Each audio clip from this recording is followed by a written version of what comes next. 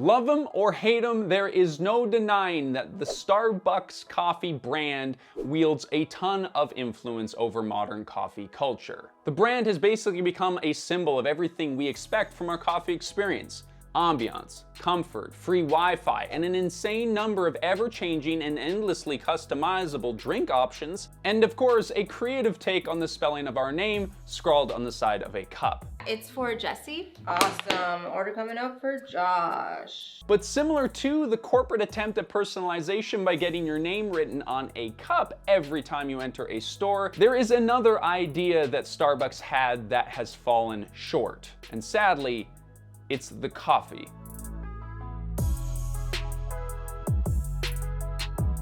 Now, Starbucks is the largest coffee chain in the world, and with that status comes many opinions about the quality of their coffee. For a lot of people, Starbucks is seen as the monolith of coffee to be avoided at all costs. But for the millions of people who make their Starbucks commute every morning, it's probably their favorite coffee ever. Much of our opinions on a cup of coffee has less to do with the flavor of the coffee itself, but the context in which we drink it. And Starbucks knows this. In fact, Starbucks very intentionally avoids marketing the coffee flavor itself. As their former chief of marketing once put it, we're not going to get sucked into the "my coffee is better than your coffee" conversation. We're going to play at a much higher level. They're not about selling coffee per se, but rather a, quote, transcendent experience. They pretty much invented that third place coffee shop experience. Somewhere between work and home where you feel comfortable just hanging out and reading a book, maybe getting some work done. The amount of research and effort that they put into this endeavor is actually kind of crazy. From the shape of their tables, round so you don't feel lonely sitting by yourself, to how they treat their employees. Quite well by retail standards, so they aren't overworked, miserable jerks when they take your order. To wielding artificial intelligence to, quote, increase personalization in every service delivery, which sounds ominous and a little metaversy for me. The whole point of all of this is to create a friendly and welcoming environment that fosters a sense of community and belonging while still being corporate enough to appeal to literally any person on Earth.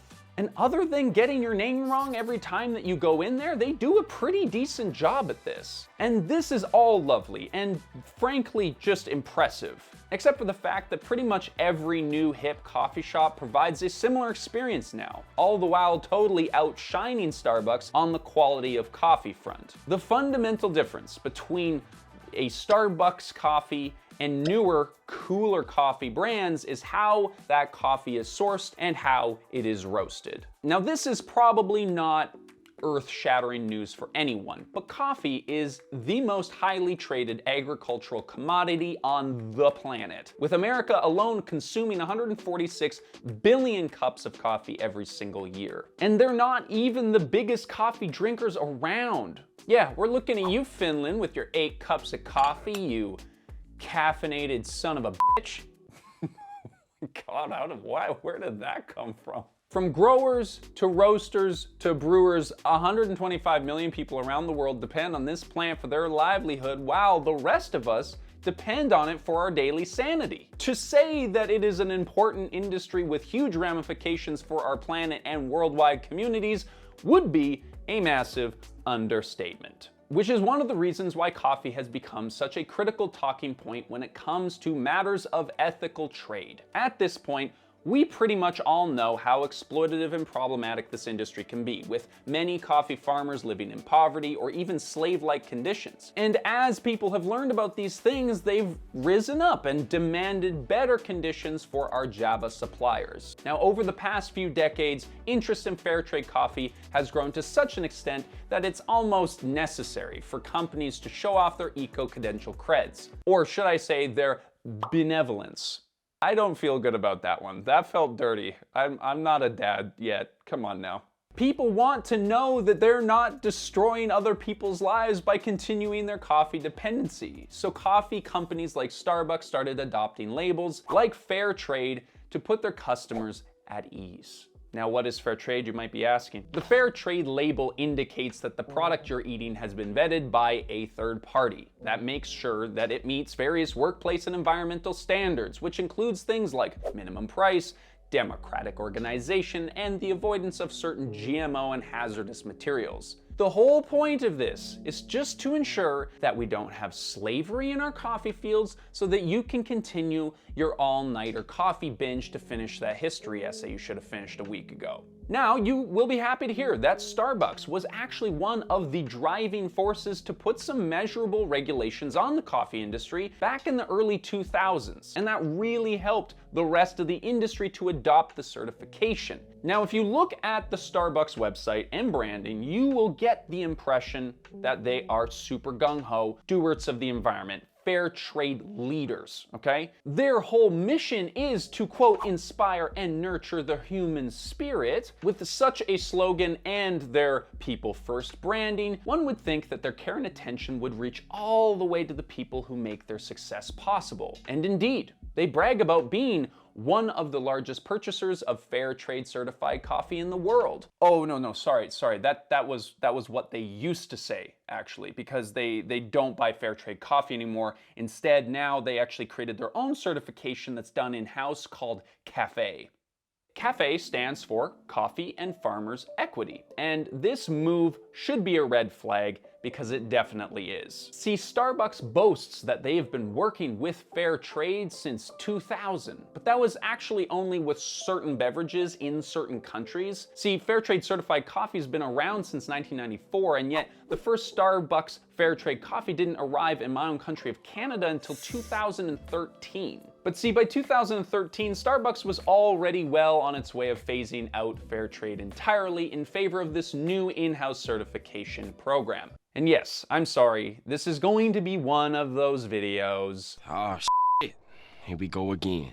Sadly, this is a very common thing amongst big businesses. They latch onto a label for the image that's associated with it, and then when they're able to, they switch to a more corporate-friendly certification, or they just literally make up their own, which is what we're dealing with here. And from a corporate perspective, why would you not? You get to pick and choose the ethics that hurt your wallet the least, spin the wording so you sound like a super fragilistic hero. You can bury all those boring details and pages of mind-numbing corporate jargon, and then you get to sit back while nobody double checks your work. This is like when the substitute teacher came into your classroom and just gave you some random assignment and it was just an open book test, except you wrote the book that the test is on, and you wrote the test, and nobody grades it. With so many certifications floating around these days, who even knows the difference between fair trade, Rainforest Alliance, B Corps, etc.? The truth is, not many people, and we do, but only a little bit more than most people. Now, understandably, this raft of certifications has been developed in part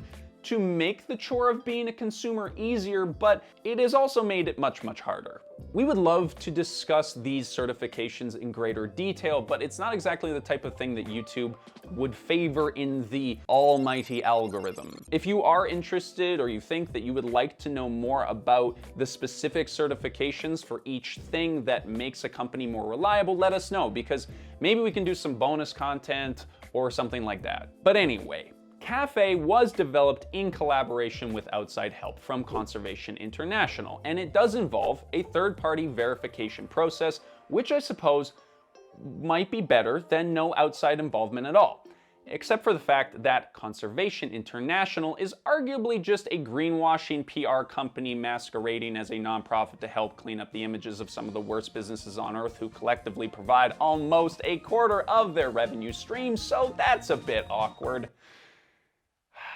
And sadly, you can see that it's not working. If you look at the CAFE claims, they really aren't what you'd expect from anyone serious about ethical trade, and they've faced some pretty valid criticisms over the years. For one, CAFE has no established minimum price, and it's unclear just how much Starbucks pays per pound of coffee because they stopped reporting those details to the public a decade ago.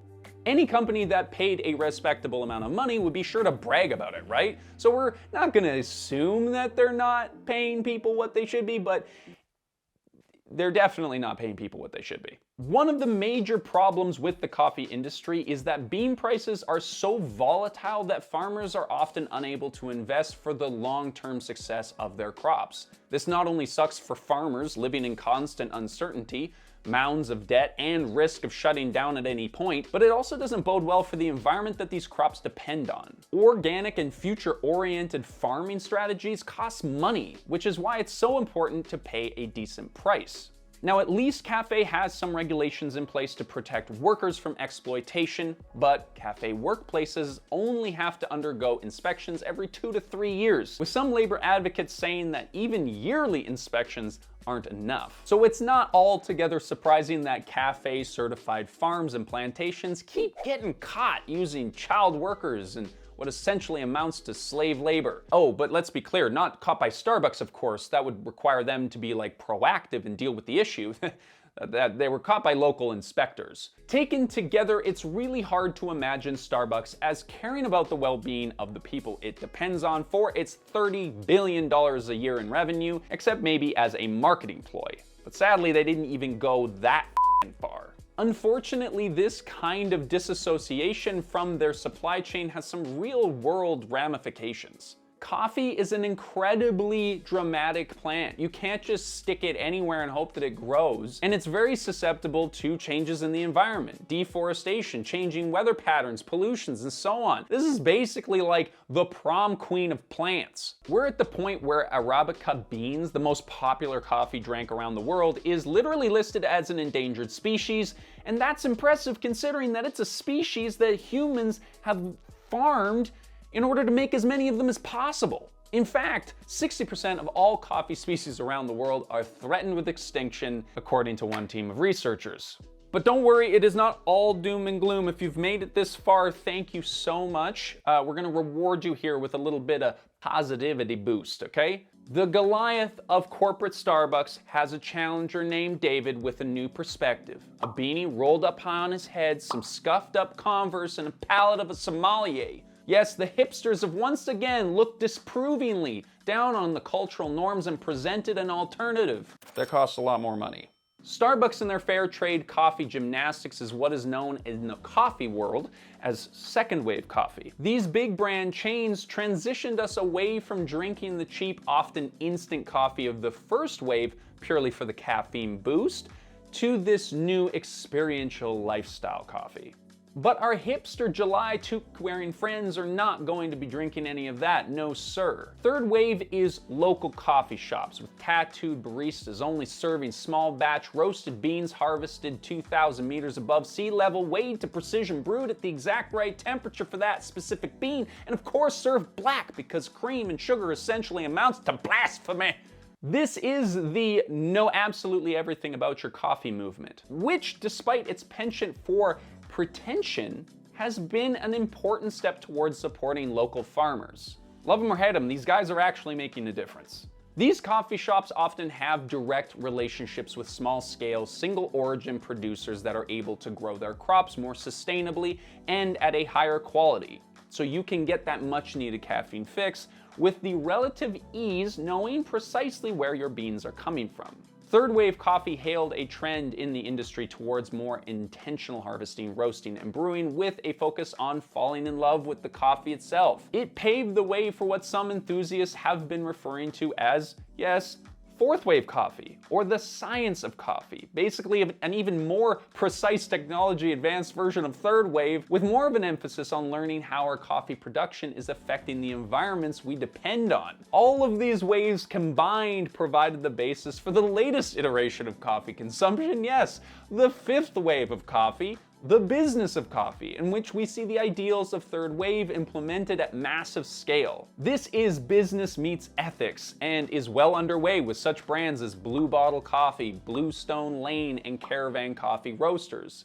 The success of these big brands shows that there is a huge demand for ethical coffee. But if you have ever tried one of these new Fandangle coffee shops, you might have noticed a few differences beyond the fact that they don't serve caramel macchiatos. Yeah, I don't know, the coffee just tastes kind of weird to me, and I have learned that this brewing style is sort of described as tea-like, which is not exactly why people drink coffee, I think. In the end, now is really not the time for half-brewed Starbucks-style solutions. We need leaders who are gonna go all in on addressing the underlying problems of this whole coffee situation, especially if we wanna keep drinking coffee farther and farther into the future. And it's actually kind of exciting that we have not only more ethical coffee coming onto the marketplace, but like, you know, stuff that apparently tastes better. I'm not saying that it doesn't taste better,